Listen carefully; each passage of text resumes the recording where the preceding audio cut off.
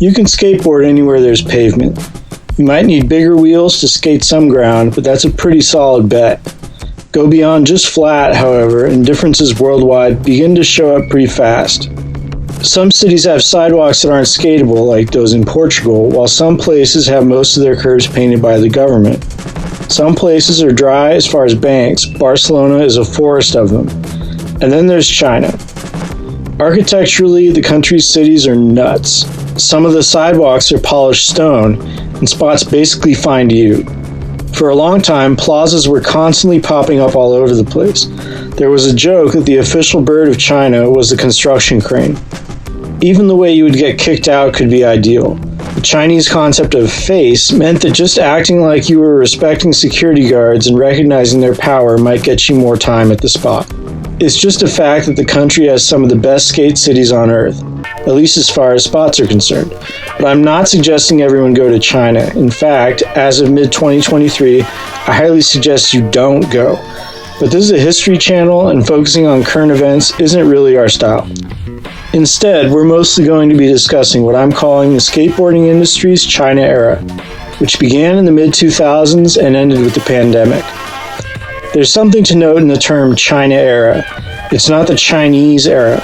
I think Chinese skateboarding is still growing as a scene. Brian Peacock is amazing, but you probably can't name another pro from China, and that's not even taking into account that Brian Peacock was born in Delaware.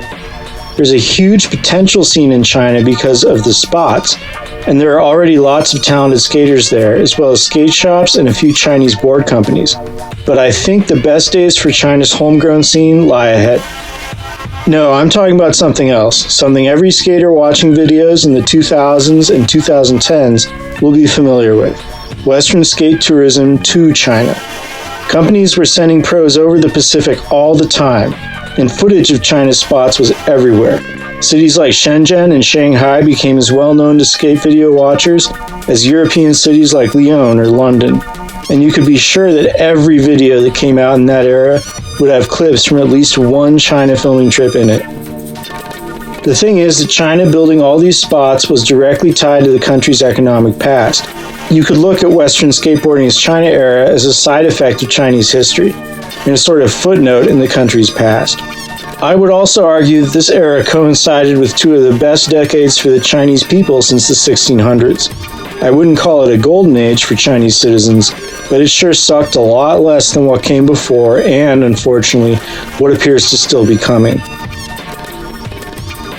One note about this video would be that I'm not going to be discussing skating in Hong Kong here, because the scene in that city is completely different.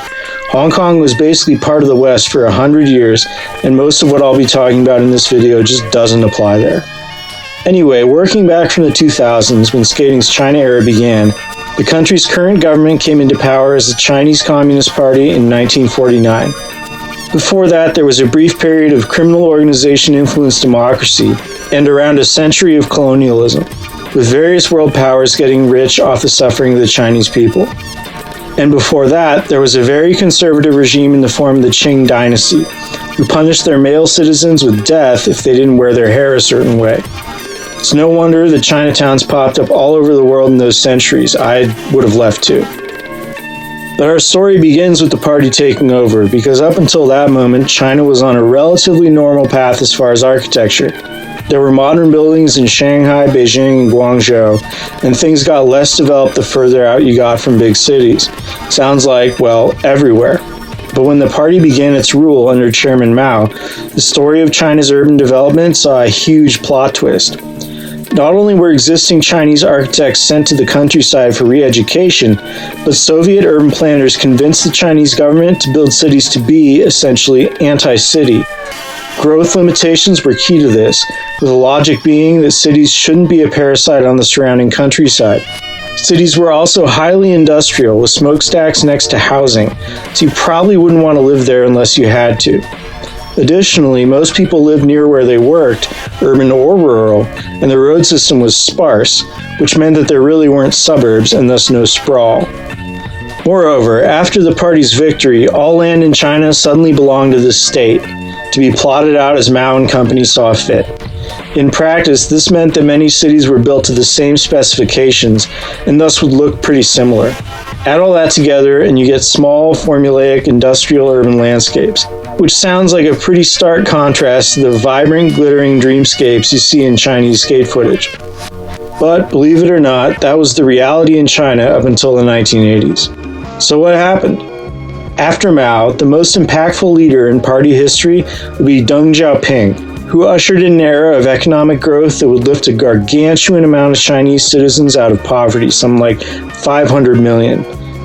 Deng's experiments with capitalism, which began in 1979 and facilitated all this, included a sort of land rental system that works like most of the world's land ownership, which meant the property owners could design whatever they wanted on it with little government oversight. Additionally, Deng tried out a method for foreign private investment to be made in Chinese companies. The main laboratory for these experiments was Shenzhen, a city next to Hong Kong that would become a skate capital. Now don't get me wrong, Deng presided over the country during the 1989 Tiananmen Square massacre and wasn't the world's most ethical politician. It is true, though, that he was responsible for China's rise from the lows it reached under Mao. The economy began to grow under Deng, then started growing faster, then took on such a momentum that China rocketed from dirt poor to the second largest economy in the world.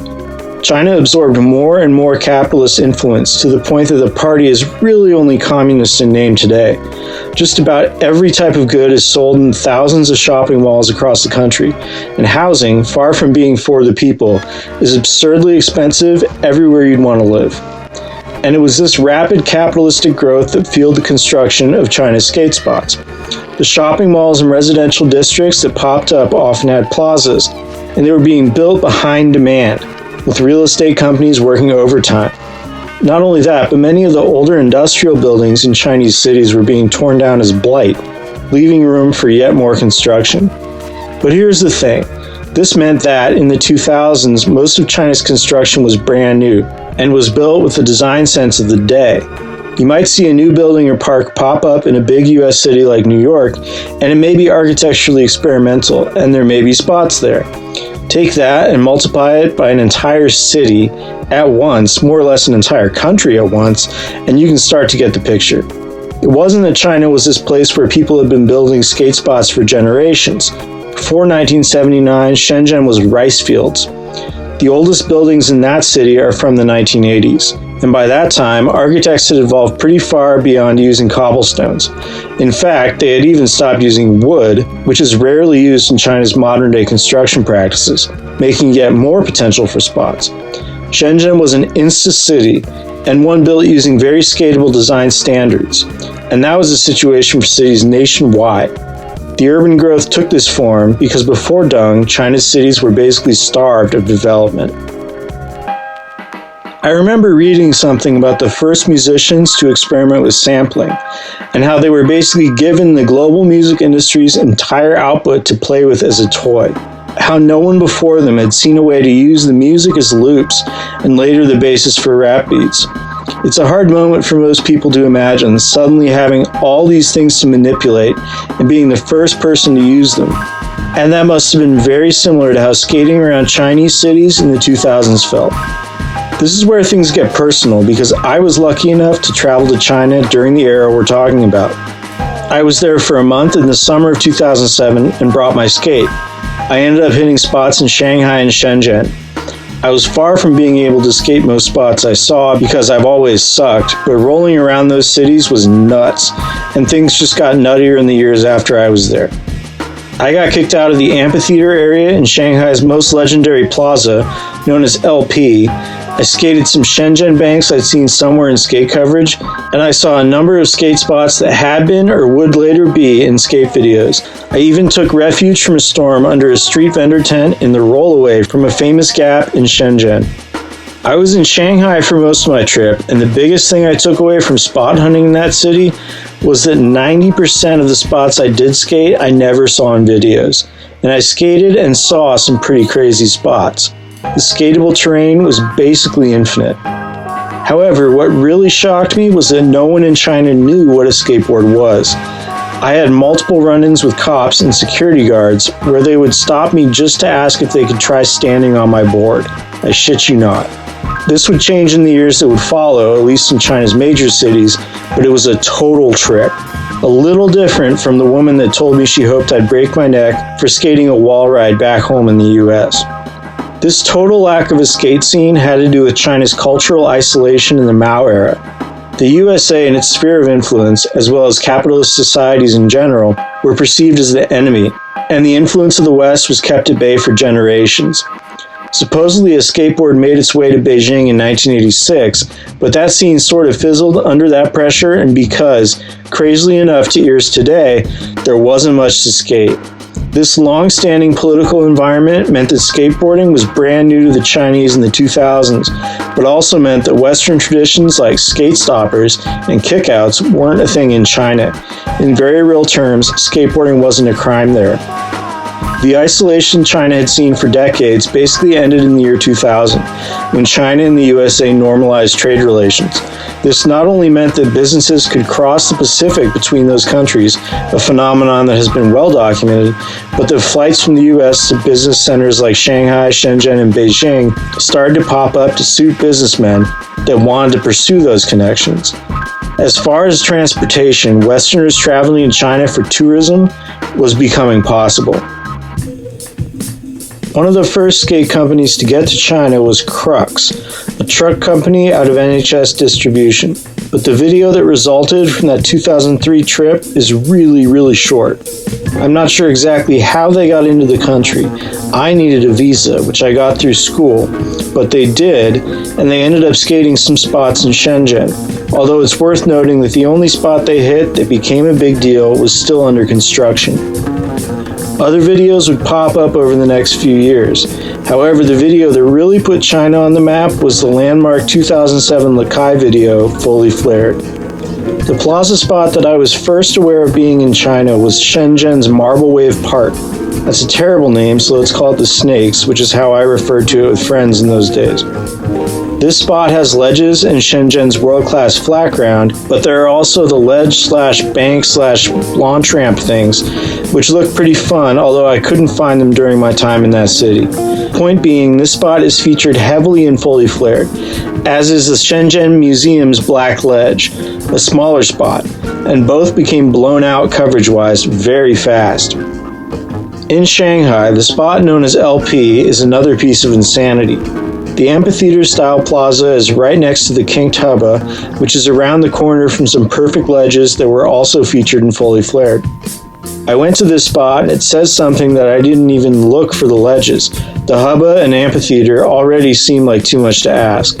Everything here would become well known to skate video watchers, and people even tried to ollie into the amphitheater via the massive triple set, which is completely insane. I don't know exactly what happened, but LP seems to have become a bust well before the pandemic began. In any case, a double set skated and Fully Flared would also become a major Shanghai spot, as would a Hubba Rick Howard Crooked Grinds. The 2007 Nike video, Nothing But the Truth, appears to have been the first big video to hit Beijing, including spots like that shitty's giant black banks. But Ride the Sky, the Fallen video that came out shortly after Fully Flared, did a more notable job mining Chinese spots. It seems like the team dug pretty deep, and the video showcases spots rarely seen to this day. The Fallen team also spent time on the types of gaps and rails that you can find in the cuts of a lot of cities, as well as the perfect plaza spots you would expect. It makes sense that Jamie Thomas would be an early China explorer for sure, as he was also one of the first US pros to hit Barcelona. Fast forward to 2012, and the Crail Tap video Pretty Sweet would hit the city of Guangzhou very hard. These spots have been skated before, but this video was a big showcase for that city. A lot of skate tours still don't make it outside of Shanghai, Beijing, and the Pearl River Delta megacity. The PRD contains Chinese skate capitals Shenzhen and Guangzhou, as well as the very different cities of Hong Kong and regional gambling town Macau. The PRD, Beijing, and Shanghai are also the cities with the biggest homegrown scenes, so most Chinese spots you've witnessed are in those three metropolitan areas.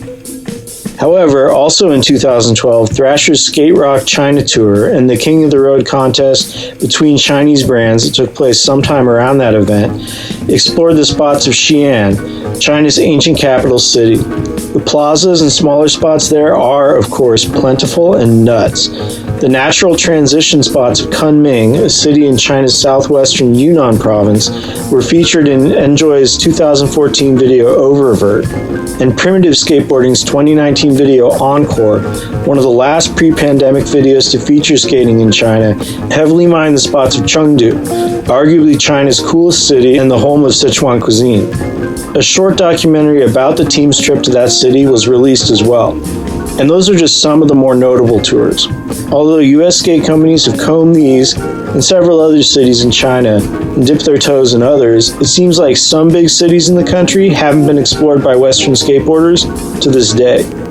For example, you'd think that Qingdao in the north would be a skateboarding hotspot. It's a hill city and is known for its unique architecture. This video was made in 2023, and obviously teams still have the ability to go to China as far as I know. However, the pandemic put a temporary hard stop on those tours, for obvious reasons, and China's misguided response to COVID resulted in brutal citywide lockdowns that shut down Shanghai, Shenzhen, and Beijing, among other cities. If you don't know about these lockdowns, Google can help.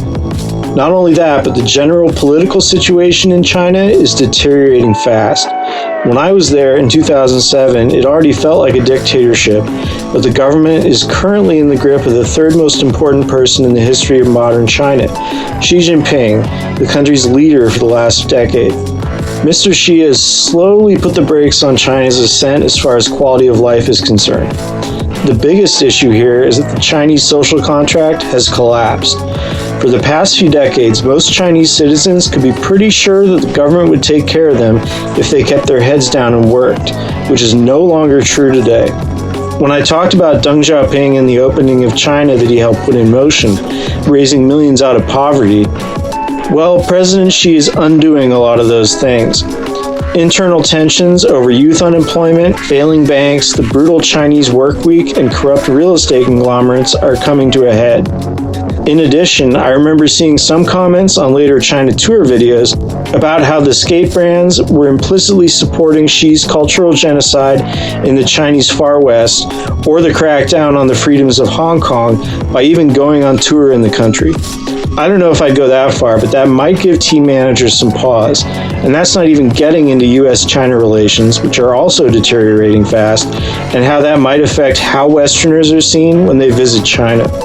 That said, skateboarders go to all kinds of sketchy places. Cities like Moscow in kleptocratic Russia were seeing a skate renaissance up until that country literally started a war. And Dubai is basically the world's white-collar crime capital.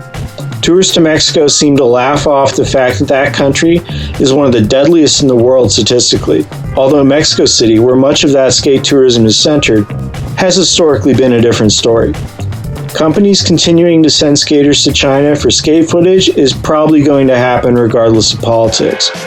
In that sense, the end of Western skateboarding's China era could better be phrased as the end of the first China era. After all, Xi Jinping could always get the boot and things could go back to the country recovering from Mao as it was before Xi took over. Maybe the next skate boom in China will be more centered on actual Chinese skaters, a scene that is growing fast and doesn't seem like it's going anywhere. And why would it? China is a relatively wealthy nation and it has a spot or two. Still, my hunch is that tourism will shift to other countries as things become more difficult in China. For example, India's star is rising economically as it takes advantage of cheap Russian oil. Although that's kind of shady, its gigantic cities may be far more skatable soon. The Made in China factories are now in Southeast Asia, which will doubtlessly see cities there get a lot glitzier as those countries get economic facelifts. And I mean, there's always Latin America, which is another great place to skate, provided you know how to negotiate a bribe. And that's not to mention that there are cities in the United States itself that are heavily underutilized by the skate industry, mostly in the Midwest. Regardless, the decade and change in which Western skate companies were sending skaters to China every other day was something notable. The economic and political recipe for this spot gold rush is probably not something that will ever be repeated, for multiple reasons. And the skate footage that came out of that country in that time will always exist as a document. On that note, there should be links to most of the skate videos I talked about in the description below. This has been another map video. Like it if you got this far, and subscribe to see more content. We also have a Patreon if anyone feels generous. Check the comments for any corrections and let us know if we got something wrong. Peace out.